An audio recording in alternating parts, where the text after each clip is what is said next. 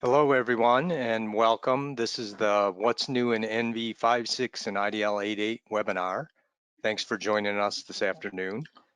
My name is Bill Okubo. Before we get started, there's a couple of housekeeping items I'll just mention, and then we'll move on from there.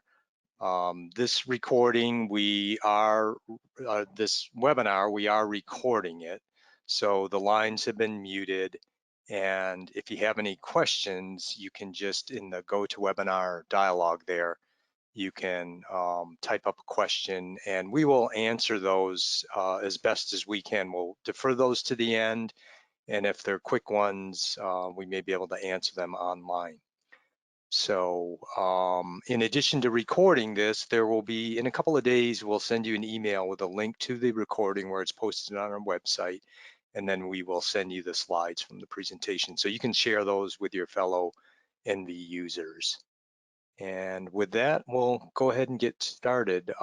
As I said, my name is Bill Okubo. I'm part of the product management team here at Harris Geospatial. Been here a long time, so I have a lot of breadth of understanding. And with me today is Zach Norman. Zach is also part of the product management team and former sales engineer. So Zach brings a real technical knowledge to the presentation, and he'll be doing some demonstration as well. So with that, I'll turn it over to Zach. Thanks for the introduction, Bill, and thanks everybody for joining us today. Hopefully, Bill and I aren't new to you. If you've watched some of our previous What's New webinar or product releases for things related to ENVI, we tend to tag team these webinars. So just to reiterate, this is being recorded. We'll get a link to the recording as well sent out. Use the questions box. We'll have hopefully about 10-15 minutes for questions at the end. Bill will also be perusing through any questions that anyone submits as we're going through the presentation. So you might get a response to your question from Bill as we're going. So with that, let's go ahead and take a look at what we've got to cover today for our agenda. So we just went through a quick little introduction. We're going to focus on ENVI Server, which is going to be probably about 40% of our time today. And as a note about our time, we'll probably be about 45 or 50 minutes for presentation. So this is going to be we will probably use the full hour that we've got here. So if you've got something else you need to get to, you'll have the recording so that you can, if you need to pop off and come back and watch the rest later, you'll be able to do that. We've got a lot of general ENVI updates as well, some really cool animations to show you with some new features for ENVI's display, working with ROIs and other tools for processing vectors. We're going to have a couple slides talking about some updates behind the scenes for ENVI and IDL, including our updated platform support for ENVI and IDL. With ENVI Server being kind of our cornerstone feature for ENVI 5.6, the IDL Workbench has been updated to the latest version for IDL 8.8. And along with that, we've got some exciting performance improvements that we'll be talking about as well. Then we'll get to questions, discussion, and talk about our upcoming virtual conference that anybody's welcome to sign up for and join at the very end. So with that, let's jump right in and get started. So first things first, ENVI Server. So this is a really exciting feature that we've been working diligently on since the last release of ENVI. This is something that, based by the name, it's a server-based tool that really allows you to, make the most out of your remote sensing raster processing. So it lets you run things in parallel, run things in the background in ENVI. If you have modern hardware with lots of CPUs and solid-state drives, this is a great way for you to take advantage of your computer and what you have access to. It's also very easy to distribute processing to other local ENVI server sessions, assuming you've got common data access, and we'll talk about that a little bit more here in a few slides. And one of the exciting things about this is you don't have to program to use it. So we'll show you how you can access that here. And kind of just to summarize what we're going to show for ENVI Server. We're going to have a couple of slides, and then as Bill said, we're going to have a demo. So we're going to walk through how you can use ENVI Server. We'll show you how to use it live, and then we'll cover a few use cases, important things to know, and a few more things for our technical folks for places where you can really dig into ENVI Server and tweak performance optimization or do a little bit of programming if you want to. First thing I'm going to call out though before we move on is ENVI 5.6 includes ENVI Server.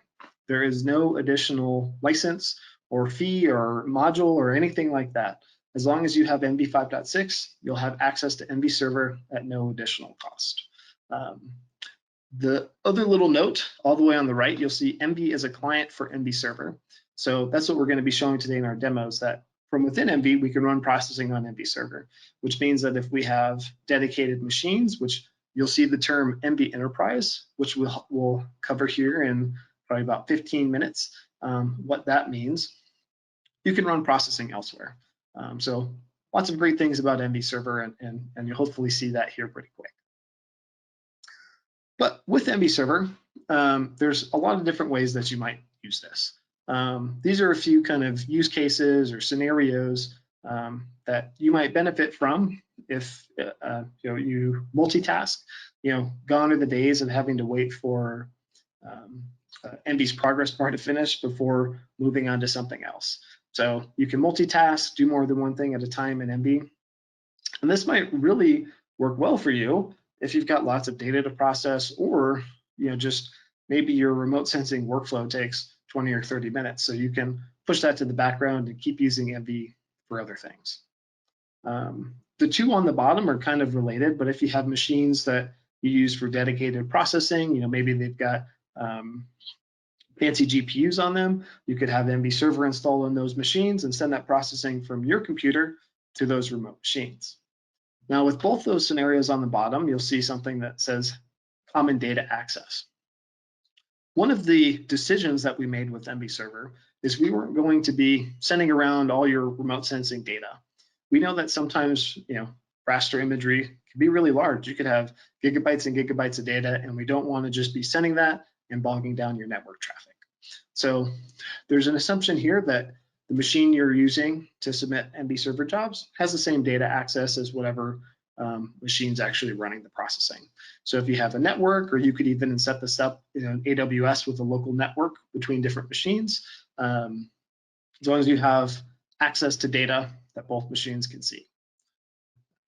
So with these use cases, in general, how are you going to actually get to doing any of these multitasking or sending processing to the background? And there's two ways that you can do that within ENVI by clicking buttons and not needing to program. So what you'll see here is two different screenshots on the right. So there's little red rectangles up in the top and in the bottom. The screenshot on the top is the ENVI Modeler dialog, and it's been updated to have a little arrow next to the run button that lets you run it in the background or run it on, you'll see other ENVI servers that you've configured there where you can send the processing to. The same applies for any ENVI task dialog. So that's the screenshot on the bottom, is the new ENVI task interface, which has a little arrow next to OK, which also lets you run the processing in the background. Just to call out, we're talking about the ENVI modeler and ENVI tasks. That means that if you're using ENVI Classic, you won't be able to access any ENVI server functionality. What really enables ENVI Server to be successful and work well is the ENVI Task Framework or API. So just an important thing to keep in mind, if you are an ENVI Classic user, you won't be able to take advantage of ENVI Server. But apart from that, once you click those buttons to run processing in the background, whether through the task dialog or the ENVI modeler, here's a look at what you'll see. Whenever you hit go, the ENVI Server job console will appear. So here's a screenshot which shows how you can get to the job console from within ENVI's interface. And it highlights a little button called Display Results in the job console itself. So the job console tells you the number of the job that you submitted, the status, which will say if it's queued, in progress. It will actually show you the progress, just like you see in ENVI's desktop progress bar. The name of what you submitted, so that'll be your ENVI modeler workflow or the ENVI task. And it tells you when it started and how long it's been running. When you click on display results, it will pop open any of the output items and throw them into ENVI's display. So with that note, on the right, I've got a little pro tip there. If you're using the ENVI modeler, you will need to update some of your workflows if you're not already using the output parameters node in the ENVI in your workflows today. So I'll show you some examples of what that looks like when we get to our live demo here in just a minute. But in general, this is how you can access and use ENVI Server from within it. So it's very easy. It's just a couple of new places where you click and a simple interface that allows you to see what you've done and open up your results. So with that, let's see ENVI Server in action.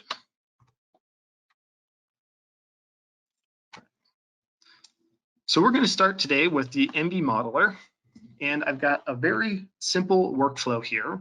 And what this workflow does is I have a raster and a subset. I have a subset for this example just because I need it to run fast since we're live during this webinar.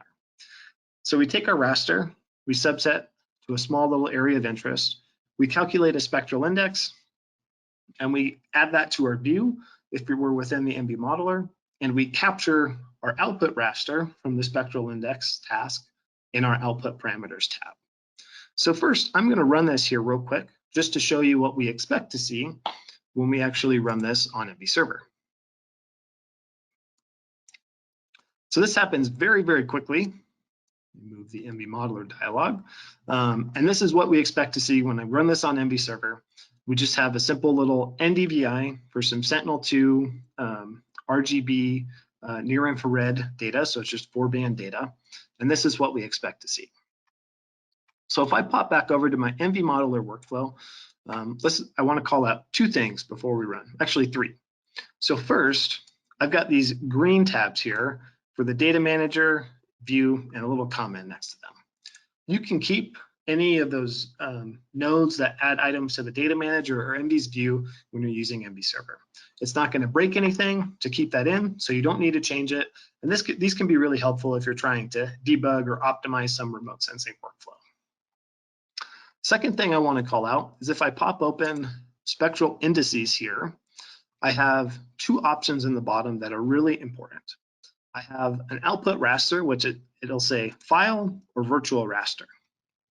Now, virtual rasters are a concept that have been around a little bit in ENVI for a couple of years. They're a little bit more advanced, so I'm not going to go into any details of what they are right now. But you want to make sure that these nodes that have file or virtual raster are set to file.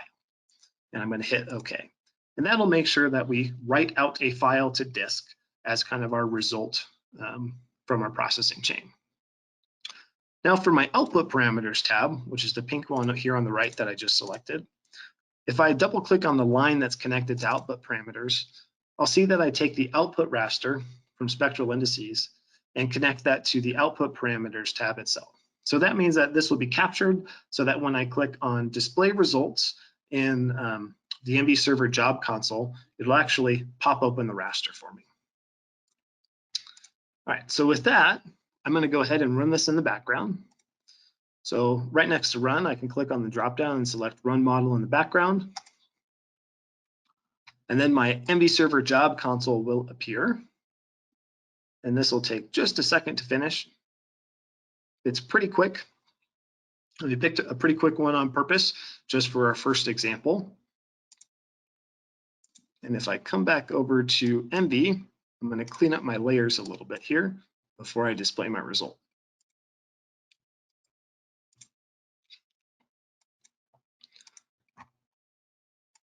So once I click that display results button, you'll see the exact same thing that I had before, just to show that we get what we expect.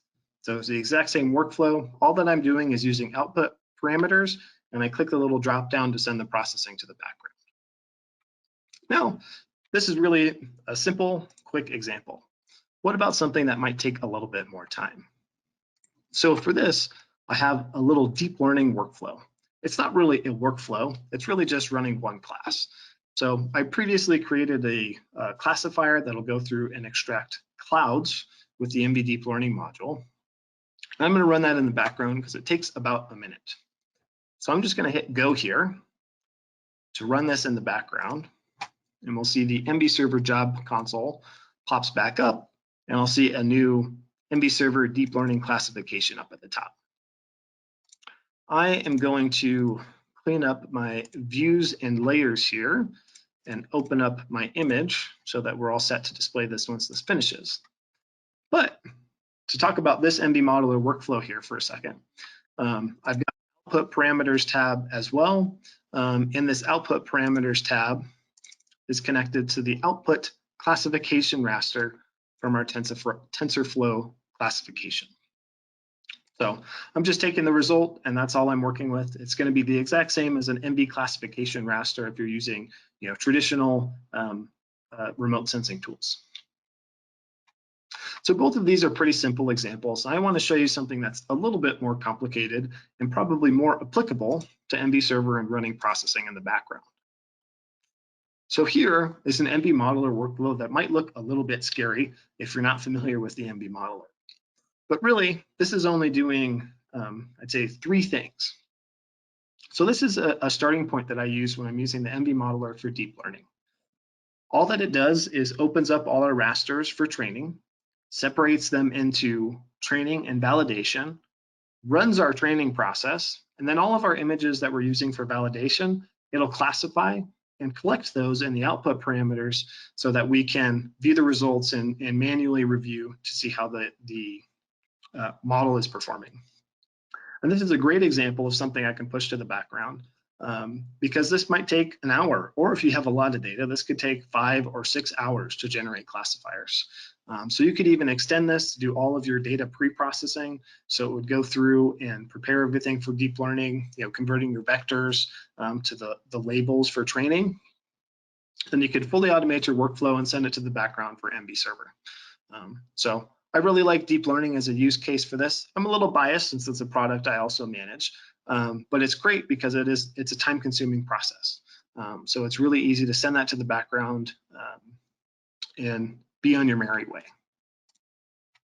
So by now, our ENVI modeler deep learning classification result should have finished. So it's this first row here in our table. You see it took 51 seconds. So if I click on display results, let's close the job console here and zoom out to our full resolution. And then let's toggle this on or off. You'll see that just as I expect, I've got my results from my cloud classifier. It's not perfect, it misses a few. It's just meant to be a very quick, simple little demo showing how you could use deep learning and the ENVI modeler to do processing in the background. So that's what we have for the hands-on demo here. We're going to jump back to the slides now and cover a few other very useful things about ENVI Server, including how you could actually be set up and run with this.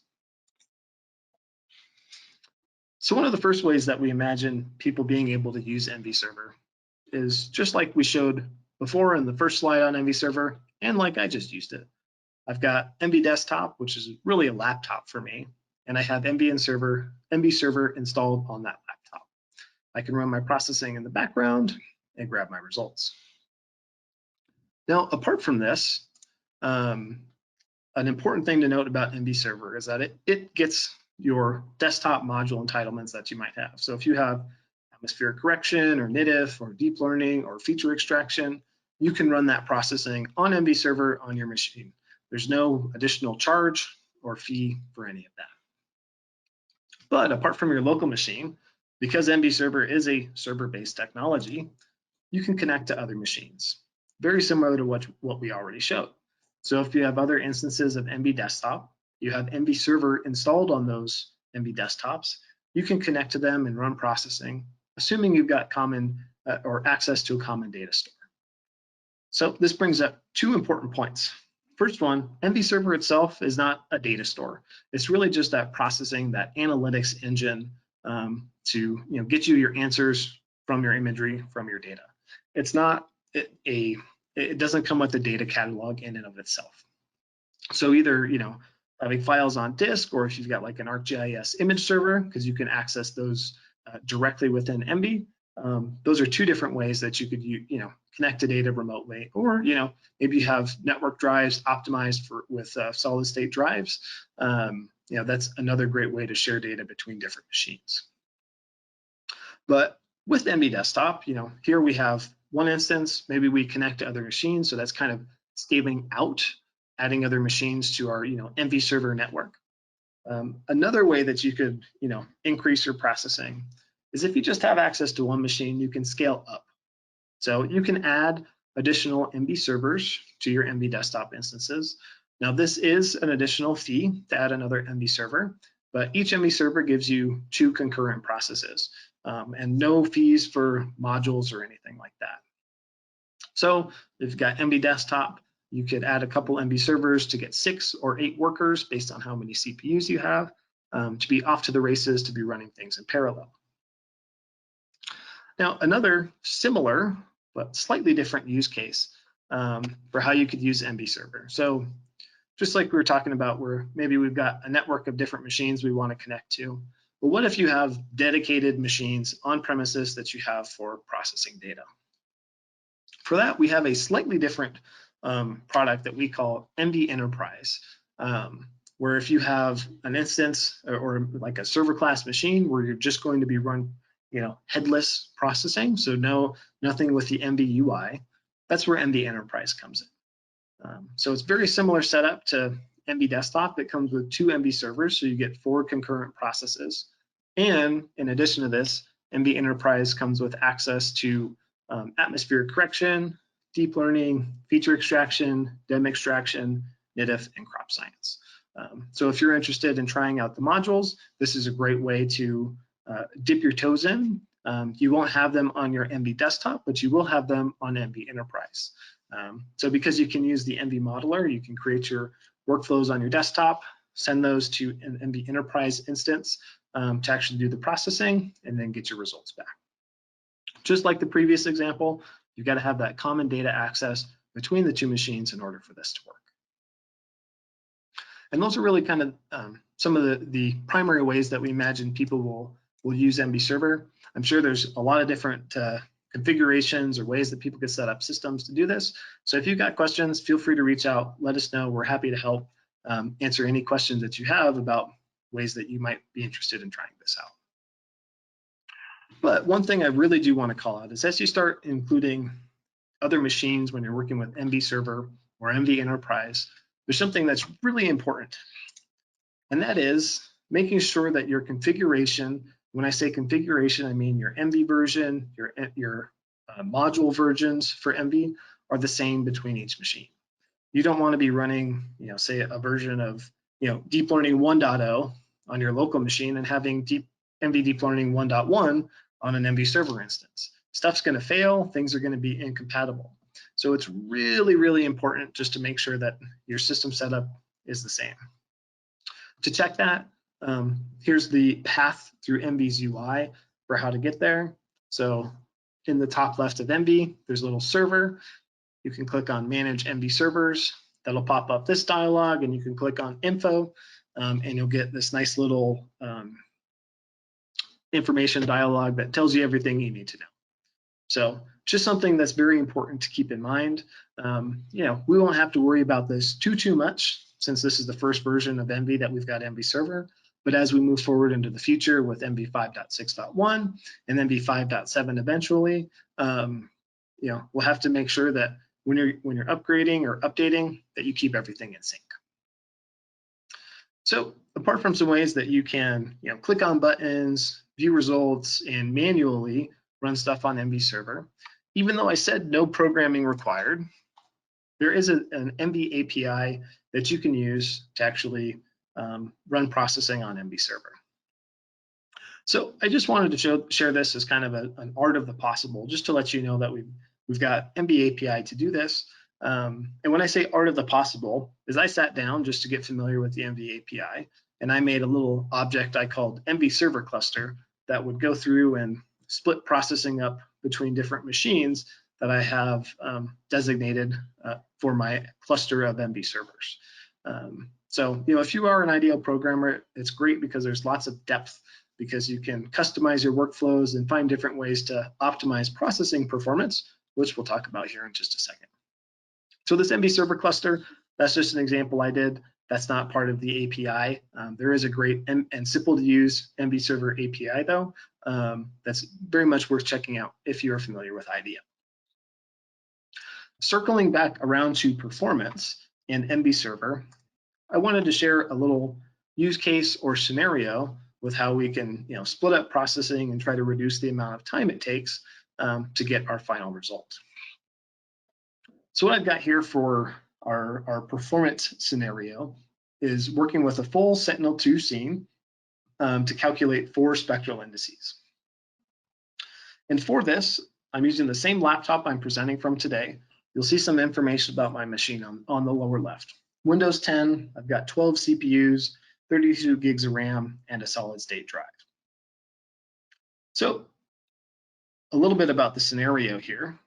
So what I was testing was basically if I tried to run all my spectral indices at once, see what the time is, and then if I split up the spectral indices, so maybe I run 2 processes where each process calculates 2 spectral indices of my 4, or if I do 4 processes with each one calculating 1 spectral index, see what the time difference is.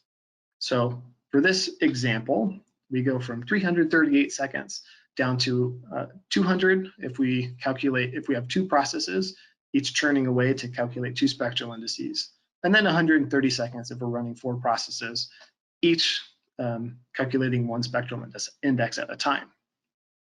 So we get a pretty good reduction in our processing speed. But with this, there was one thing that I was kind of curious about, because if I'm processing my entire scene 4 times, which at 130 seconds, if we have 4 processes, the way that this was set up, we're going through the data 4 times total. We might have some conflicts with the resources, and that might slow things down a little bit. And talking about resources in my machine, when I was running 4 processes, being the fastest here, I was using about 90% of my 12 CPUs. So if I went to 5 or 6, my overall time might slightly improve, but we're going to be maxing out our CPU, and it might take longer overall for each process to finish.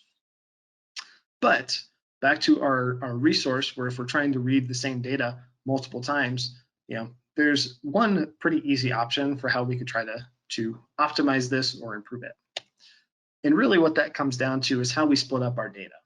So maybe rather instead of having 4 processes that each calculate 1 spectral index, we just break our image up into 4 chunks and process each one independently. And so when I did this to try and optimize my performance, I got down to 102 seconds to actually process our entire scene with 4 workers in ENVI. So this brings us to about 30% of our original 338 seconds to finish. So not quite the 25% for linear scaling, but pretty close. And not every ENVI workflow is going to be as easy to split up or run in parallel like this. Some processes like the feature extraction module are fully multi-threaded and will use all the resources on your machine. So your mileage will vary by operating system and which algorithm you're actually running. But I like this because if you are technical, it's a great problem that you get to sink your teeth into to figure out how to make your workflow run faster. So that wraps up our ENVI Server content, not the webinar. We've still got lots of slides left here. So if you've got questions about ENVI Server or any of this, use the questions box, which looks like we've gotten quite a few questions already. So feel free to ask them. We will have lots of time to cover them at the end. So next, we're going to shift gears to some of the other updates for ENVI, and we're going to focus on some of our updates and enhancements to the ROI tools. So one of the first changes with the ROI tool that we've got here, well, 2 actually, is that there's an easy way to draw rectangles, and it's very easy to go through and rotate shapes that you've previously drawn. So the top row shows you how you can draw the rectangles, and we've got an animation on the top right that actually shows me going through and selecting a field with a rectangle. So you click twice, and as the little animation shows, you select the polygons, click, and then you press the shift key, and where you click the 3rd time, it'll draw the box for you. Then what you'll see on the bottom, which it's kind of hard to see in the animation, there's a tiny little kind of cyan square where the mouse is in the animation. That's what you can click on to pan and drag, or if you shift and left click, it'll let you rotate it around the center. So some of these tools are great to help with deep learning, for making it faster to label, or maybe you're working with traditional spectral classification and you need to get end members from hyperspectral data. Some of these ROI tools could certainly help you be quicker at selecting the pixels that you're interested in. Another update that we have to the ROI tool, and this is probably one of my favorite, just because it's got some really cool visualizations, is the magic wand. So the magic wand, this is something that you can access to very quickly label complex shapes.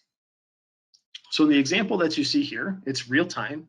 From the ROI dialog, if you press Control and left click, it'll open up the magic wand. And for this example, we're going through and labeling basically a body of water.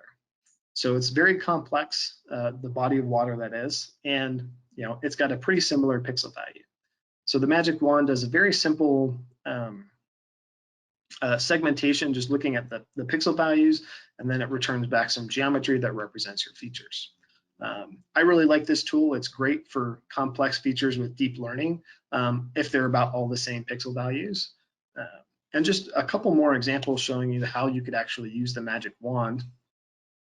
So another scenario with highlighting water, this is using PlanetScope 4-band data, so it's 3 meters. The last example that you saw was using Sentinel-2 data at 10 meters. And the one that I really like here for examples of using the magic wand is on the right. So if you have complex features that are all kind of similar pixel values, this is a great way to go through and actually label almost the entire feature. So here in a matter of seconds, you can click on a cloud and adjust the magic wand's threshold to select the entire cloud. And this is a great example for deep learning. I could not imagine, just like the water in the last slide, going through and actually labeling all the individual little features. So it's a great way to help make you more productive. So you spend less time clicking basically to capture features. So this is a great tool. It's fun to just play around with and see what the results look like. So this is one of my favorite updates for this version of ENVI, apart from ENVI Server. So next we're going to talk about a couple other updates for ENVI's display. The first of which is we've got some new ways that you can represent ENVI's view. So if you're familiar with it, in ENVI's view, you can adjust it to be, a 2x2 grid, or if you're really crazy, you could do 4x4 and have 16 individual views and link them together. And we've added 2 new view types here where we can have 4 vertical views or 4 horizontal views. And they're just different ways that you can arrange ENVI's display to make it, fit your needs a little bit better. So here, just as an example, I used ENVI's Chip to PowerPoint tool when I had 4 views open that really just show an RGB image and 3 different spectral indices with some crazy color tables just for display and a pretty picture here. So if you're not familiar with it, ENVI's Chip to PowerPoint tool is a nice addition that was added in ENVI 5.5.3. So the last release of ENVI included this, and you can go directly from ENVI to PowerPoint if you're on Windows machines. So just to show you the companion to 4 vertical views, we have 4 horizontal views. So here, maybe you have a linear feature that goes left to right or east to west, depending on how you're looking at your data.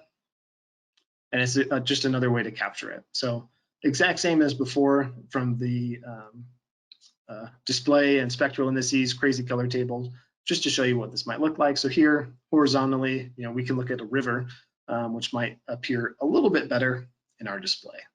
So I like this. If I pop back actually to the 4 vertical views, the pictures on the first slide here, this is what I used the PowerPoint tool and Chip to PowerPoint tool and the 4 vertical views in ENVI. That's how I created the screenshots for the very first opening slide of this presentation. So it's a great way to get nice, pretty pictures. It's a feature that I use quite a bit when making slides like this. But one other update with the views, so if you have 4 vertical or 4 horizontal or any number of views, one thing that you might not have known about is previously the rotation was not linked between them. So if I had 2 views that were linked, so when I would pan or zoom, they would match each other. If I rotated one, the other one wouldn't rotate. Now you can link your views for when you pan, when you zoom, or rotate, and they'll all match each other and line up. So this makes it a little bit easier. If you've got linear features and you can't decide if you want vertical views or horizontal views for the 4 of them, you can rotate your images and rotate your views, and all of them will match each other to get the perfect screenshot or picture for what representation of your data that you're looking for. So those are our updates for kind of ENVI's display. Next, we're going to shift a little bit to talking about some of the vector processing tools that we have in ENVI. So one of the things I've talked quite a bit about as we've been going through is deep learning and ENVI deep learning. And even some of the ROI updates to the ROI tool are great ways to help you label data faster for ENVI deep learning. In addition to that, one of the features that we added, which helps for ENVI deep learning or just any classification in general within ENVI, is you can take vectors and process them to get different outputs. So what you'll see on this screen is you'll see red vectors and blue vectors. The red vectors represent our original, and the blue vectors represent our the vectors that have gone through processing, which is indicated with words in each one of our quadrants here. So up in the top left, we've got centroids. So we've got red outlines showing our original shapes, and then we've got little blue plus signs representing the centroids of the features we've extracted. On the top right, we have size filtering. So you'll see everything blue minus a few little red shapes on the right side of size filtering. Those are the ones that have been filtered out. And so blue is our new vector that represents the features that are within our size threshold. Then the 2 examples on the bottom are just showing bounding boxes that are either oriented or just represent the extent of different features. So as I said, this could be great for spectral classification. Maybe you're looking for rooftops of a certain material type with some SWIR data. You could go through and you could get the bounding box of that roof, or just the centroid if you're interested in maybe what houses in a neighborhood or buildings in an industrial park have a certain type of material for the roof. So in addition to this, there's another vector processing tool we have for smoothing. And this is one that I wanted to have on its own slide because I thought it was nice to show some of the different smoothing factors and what their results look like. So just like the previous slide, the pictures on the right, we've got red as our original vector and blue on top as the new vector after we go through smoothing. So with this, we've got factors 1, 3, 5, and 10. For me, a factor of about 3 is a pretty good sweet spot. You could up it to 5. You might start losing some features once you get to 5. And if you get the smoothing factor up to 10, you really start to lose some detail. But great reasons why you might want to use something like smoothing. The out-of-the-box tool that converts classification images in ENVI to shape files does a pixel by pixel, represents every individual corner so that the area is exactly represented in the shape file, just like it is in your raster. So that's why if you look at the factor equals 1 or 3 or any of them really, you'll see almost these little stair step shapes all over the place. There's a lot of vertices for all these stair steps. And if you're trying to take some of these products, publish them to some service, display them in a browser, you don't need all of those vertices to just get an idea of where your shape is or what your shape is. So this is a great way to reduce those vertices, reduce the size of your shape files, and simplify shapes. One thing which I forgot to talk about, oh no, I haven't forgotten yet, is our little pro tip.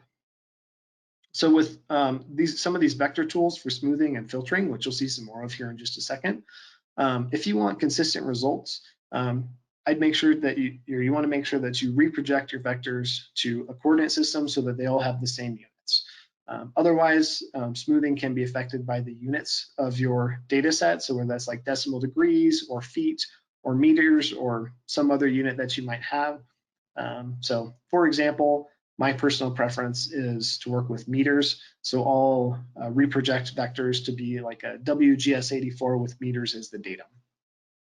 That way, no matter what vector I get, I have the same similar style of results when I'm going through the processing. So that's our vector smoothing. And one thing I mentioned when I was talking about this is if you're going to share or display these in a browser, you want to reduce the number of vertices. One tool that we've added to ENVI to help you share content that you may have created is we have a new ArcGIS integration from ENVI, which lets you upload vectors directly to an ArcGIS portal instance. So this is a new toolbox item within ENVI, where you can open it up, pick the vector, you can specify the URL for your ArcGIS portal instance. So in this example, I'm just using arcgis.com. You can use custom instances of ArcGIS portal, so it doesn't have to be your ArcGIS online account. You can use any, an instance maybe you have set up locally or in a local cloud or a private cloud that you have, where you manage all of your data. But along the same lines of cloud detection, here I took the results from cloud detection, made a vector, and then I published those to our arcgis.com portal. And that's just a little screenshot on the right showing my vectors going from my desktop and living up in the web somewhere. So great way to share content that you may create with ENVI. And our last little, well, it's actually two that you'll see on this screen, is we've updated ENVI's preview capability, and this also shows you using the preview capability for filtering vectors. So what this animation shows is me going through for vector filtering and adjusting the threshold for the minimum value. So it's toggling on the preview and just quickly adjusting the threshold. You'll see ENVI's display update with the results of that filtering. Before, there was some clunkiness with preview. We've worked on that to improve it and be a little less clunky to use. So it's really a good change and helps you get a better idea for what your results are. So if you are using any of the new vector tasks, using preview will process your entire vector data set, and you'll be able to see it because since vector data sets are usually pretty small and quick to process, this is a great way to adjust for smoothing or filtering. And so I don't forget this time, we've got pro tip here. So just like smoothing, if you want consistent results with filtering, make sure that you have the same datum for your units. The vector filtering there, if you can see the dialog, it says minimum value and maximum value. That's based on either the area, if you have polygons, or the length, if you have polylines. Area and length are both based on the units that you have for your vectors. So, like I said already, I prefer doing things in meters. So I'll pick a coordinate system like WGS84 with a datum of meters. So then I'm always consistent, so I can reproject before I do any filtering or smoothing. And I can automatically include that in my ENVI modeler workflows, so that this would be kind of a seamless processing chain. So just something very important to note if you're going to be trying this. So we've got two more features for ENVI that we're going to cover, and then we're going to switch to ENVI and IDL. The first of these is we have added a new spectral library. So we have the USGS V7 spectral library. So this is a screenshot that shows 8 of the spectra from the library within ENVI's spectral library viewer. And if you look on the left-hand side of this screenshot, we have USGS V7 highlighted, which shows that it comes with about 2,500 new spectra. So this is great if you're working with hyperspectral data or multispectral plus SWIR bands, trying to do traditional, remote sensing classification. So just a nice little addition that we were able to squeeze in for this next ENVI 5.6 release. And the last thing we want to cover for ENVI, and this is definitely a more advanced topic, which won't be applicable to all of our users, but we have a new API in ENVI called the ENVI Workflow API that allows you to chain together ENVI tasks and create simple step-by-step workflows for users to go through. So what you'll see here is on the left, it's a little snippet of code that uses the Workflow API, and it lets you pick a raster for processing, optionally do radiometric calibration, optionally do atmospheric correction, and then the last step is just exporting your file to a TIFF. So this is a little bit more advanced. It might not apply to too many of your customer needs, or not customer needs. If you have internal users, maybe you have somebody who's kind of an expert with ENVI plus IDL, they could create a workflow API workflow for you to go step by step through. Additionally, you could always use the ENVI modeler for this as well. So the ENVI modeler is a great way to automate something like this, where you just have your input parameters, run your processing, and you get your outputs. So if you need something that's a little bit more user-driven, where they might want to adjust parameters on the fly, the Workflow API, I think, is a great place for you to get started. But as I said, it is a little bit more advanced, and probably take some time getting used to the ENVI task framework, a little bit about ENVI's UI that actually generates these dialogues that you see here, if you're going to be messing around with some custom dialogues. But I really like this feature as well. Another thing that you can really sink your teeth into if you've got the technical appetite for it. So that summarizes our ENVI features. Next, we're going to shift to talk about some of the updates for ENVI and IDL altogether. So this release has been in the works for quite a long time. I think it's a year or a year and a half, even though we just released about 6 months ago ENVI 5.6 and IDL 8.7.3. So we've been working on this a long time, and part of that has been to go through and update compilers and a lot of libraries internally. So with that, we do have some important changes on the left-hand side. I'm not going to talk about everything on this slide, but some of the important things I want to call out is that our platform support is different than it used to be. We only support Windows 10. We no longer support Windows 7. Windows 7 was end-of-lifed at the beginning of this year. And just like we said in the last What's New webinar, that the ENVI 5.6 and IDL 8.7.3 were going to be the last versions of ENVI and IDL to support Windows 7. For our Mac users, we've updated our support to Macintosh 10.14 and 10.15. And we've got some exciting things about the IDL Workbench, which we'll talk about in just a second. The Python Bridge supports Python 3.7 and 3.8. Two really important things to call out, which probably won't affect many users, just a handful. We've updated our version of Java that ships with IDL to Java 11.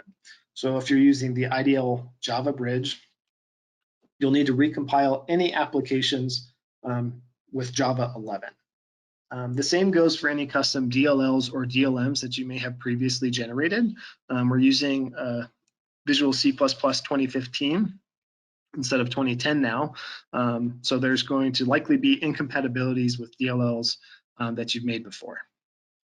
So that is an action on your part if you have made those. Like I said, it's probably just a handful of users that applies to. But we've got a bunch of other library updates, and this is just kind of a snippet that you'll see on the right-hand side here. And just to talk about why this matters is we went through and also updated the IDL Workbench. So just like I mentioned at the beginning, the IDL Workbench being updated is really one of the main features of IDL 8.8 that we spent a lot of time on. We've got the latest version of Eclipse, and what this animation actually shows you here is going through and setting the workbench to dark mode. So we have support for theming now, which is a big difference. We always had just a white display. Now you can set it to dark mode. Other thing that's important, I just talked about supporting Mac 10.14 and 10.15. This means that if you're using IDL on a Mac, you no longer need to install legacy versions of Java. So it was a bug with the IDL Workbench that made you need to install Java 6 or update an internal configuration file that you kind of had to hack around to get it working.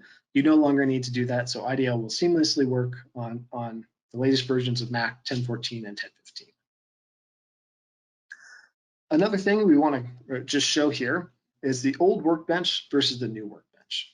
So this is a little animation. We'll let this play a few times here.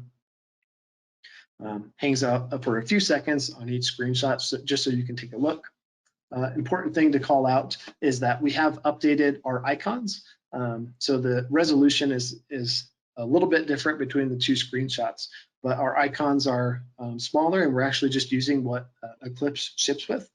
So for me, being an IDL user for about 5.5 years now, it took me a couple of weeks to get used to the new icons.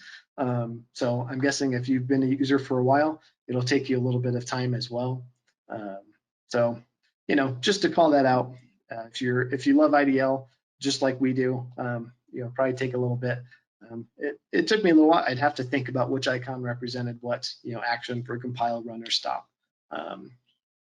Just want to call that out. So with all of our library updates and, you know, working to update our compilers, there's really some other goodness that we get from it as well. And for that, it's some performance enhancements. So this might vary based on your machine, hardware, and operating system. But I spent a decent amount of time running some tests with IDL 8.7.3 and IDL 8.8 on my machine that I'm presenting from today. So it's the exact same computer I'm running ENVI Server on for the performance testing with Windows 10, 12 CPUs, 32 gigs of RAM, and a solid state drive. So you will get a copy of these slides so you can take a closer look at this table if you want to. But it's really over in the right hand, or the right two columns, where you can see the time saved between IDL 8.7.3 and IDL 8.8 and the percent improvement for some of these operations. So some of these things have only improved just a little bit, just slightly. Other ones, you know, you've got, you know, 10 to almost 40% improvement in performance, like with creating, you know, hash objects within IDL. So this kind of follows along with a theme from the last couple of releases of working on improving the performance. So if there's anything that you encounter, feel free to bring it up if you're worried about performance. We're always happy to take a look and make ENVI and IDL work seamlessly and work quick. You know, it's really important to us. Also helps us too. You know, if it's faster for us and faster for you, helps save both of us time. So just something I want to call out there at the very end. And so with that, that kind of concludes the main content. We've got one slide and then we'll jump to discussions and questions. So before we go to our discussion, we just want to call out the virtual ENVI Analytics Symposium. So this is coming up in a little over a month and 4 days. There's a link for where you can go and register. You know, we are still having EAS, which we've had for the last couple of years now. It'll be 3 days long. It'll be 2 half days where we'll just have some presentations, virtual panels in the morning. And then our third day is going to be a workshop day. So we'll have 6 different workshops. 4 of them will be presentation or lecture style, an hour long. And then we'll have two 2-hour hands-on workshops for deep learning and SAR. Space is limited in the hands-on workshops. So if you're interested, check out our website, register. We hope you'll join us. And with that, we're at the end here. So it looks like we've got tons of great questions to go through. Great, thanks, Zach. That was a great presentation and demo. Lots of exciting stuff coming here. Before we answer some questions, we only have a few more minutes. I tried to mark a few with green, Zach, that would help cue you for quick ones that could be answered.